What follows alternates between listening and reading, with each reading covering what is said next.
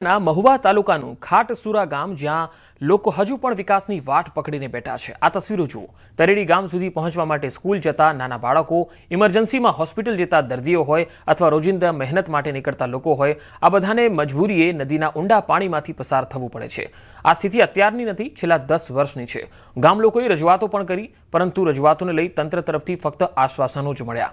મોટા મોટા વિકાસના દાવાઓ વચ્ચે ખાટસુરા ગામની આ વાસ્તવિક પરિસ્થિતિ છે। ગામના લોકો છેલ્લા 10 વર્ષથી પુલ બનાવવાની માંગ કરે છે। ચોમાસામાં સ્થિતિ વધુ બગડે છે। તંત્ર આળસ મરોડી ગ્રામજનોની સામે જુએ તેવી લોકોની માંગ છે। નદીમાં બહુ ચોમાસામાં તકલીફ પડે છે અને કોઈ નાળાની કોઈ સુવિધા છે નહીં।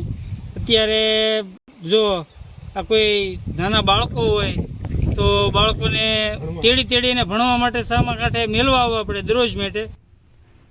ભાવનગરના ભાલ પંથકમાં ચોમાસાના મહિનાઓ બીતી ગયા પછી પણ હજુ સુધી પાણી ઓસર્યા નથી। ભાલ પંથકમાં આવેલું ભાણગઢ ગામ હાલમાં ગંભીર સમસ્યાનો સામનો કરી રહ્યું છે। ભાણગઢથી પાળિયાદ જવાના માર્ગ પર આવેલો મુખ્ય કોઝવે પાણીના પ્રવાહને કારણે તૂટ્યો છે।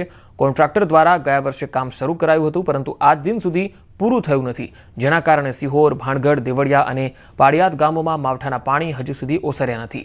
ખેડૂતોને ખેતરોમાં જવા અને વિદ્યાર્થીઓને શાળાએ જવા સહિતના સામેના ગામમાં જવા માટે જીવના જોખમે હોડીનો ઉપયોગ કરવો પડે છે। અગાઉ કાળુભા નદી પર બનાવવામાં આવેલો પુલ પણ માત્ર 1 વર્ષમાં પાણીના પ્રવાહમાં તણાયો હતો। આ કોન્ટ્રાક્ટર આવીને વયો જો તોડીને બધું, અને અમારે અત્યારે હાલચાલ બધી બંધ થઈ ગઈ છે। કેમ હાલવું? આમાં કાંઠે જવું તો જવાતું નથી। અને પાળિયાદ દેવળિયા 5 ગામનો રસ્તો છે, અમારે 25 કિલોમીટર ફરીને જવું પડે છે। તો સરકાર જેમ બને એમ વહેલા કરે અમારું કામ।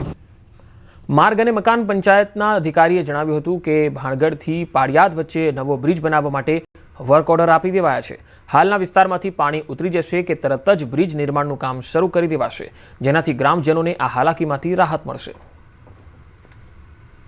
માવઠા પછી હજુ સુધી પાણી આખું ઉતર્યું નથી, જેના કારણે ત્યાં 3 ગામમાં ભાલગઢ, દેવાડી અને પાળિયાદ જે ગામોમાં અવરજવર માટે મુશ્કેલી પડે છે।